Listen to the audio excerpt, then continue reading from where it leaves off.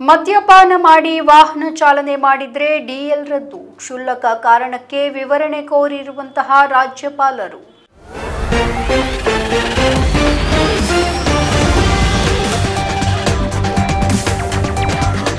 ಮದ್ಯಪಾನ ಮಾಡಿ ವಾಹನ ಚಲಾಯಿಸಿ ಸಂಚಾರಿ ನಿಯಮ ಪಾಲನೆ ಮಾಡದವರ ಡಿಎಲ್ ಅನ್ನು ರದ್ದು ಮಾಡುವಂತೆ ಮುಖ್ಯಮಂತ್ರಿ ಸಿದ್ದರಾಮಯ್ಯ ಅವರು ಅಧಿಕಾರಿಗಳಿಗೆ ಸೂಚಿಸಿದ್ದಾರೆ.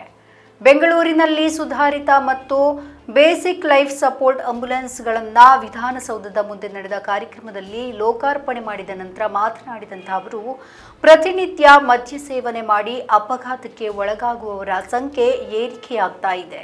ಈ ಹಿನ್ನೆಲೆಯಲ್ಲಿ ಇದನ್ನು ನಿಯಂತ್ರಿಸುವ ಉದ್ದೇಶದಿಂದ ಕಠಿಣ ಕ್ರಮಗಳನ್ನು ಸಾರಿಗೆ ಇಲಾಖೆ ಕೈಗೊಳ್ಳಲಿದೆ ಎಂದು ಹೇಳಿದರು.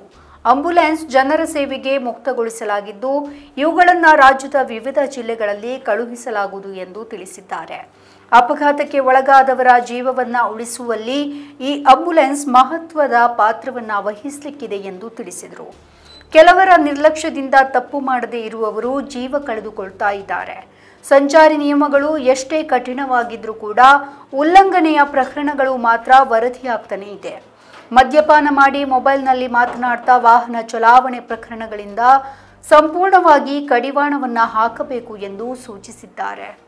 ಅಪಘಾತಗಳು ಸಂಭವಿಸಿದಾಗ ಗೋಲ್ಡನ್ ಅವರ್ ಬಹಳ ಮುಖ್ಯ. ಅಪಘಾತವಾದ 1 ಗಂಟೆಯ ಒಳಗೆ ಅಗತ್ಯ ಚಿಕಿತ್ಸೆ ದೊರೆತರೆ ನೂರಾರು ಜನರ ಪ್ರಾಣ ಉಳಿಸಲು ಸಾಧ್ಯ.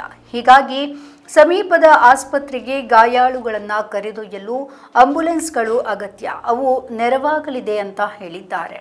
ನಮ್ಮ ಈ ವಿಡಿಯೋ ನಿಮಗೆ ಇಷ್ಟ ಆದಲ್ಲಿ ಲೈಕ್ ಮಾಡಿ, ಶೇರ್ ಮಾಡಿ, ಕಮೆಂಟ್ ಮಾಡಿ ಮತ್ತೆ ಸಬ್ಸ್ಕ್ರೈಬ್ ಮಾಡಿ.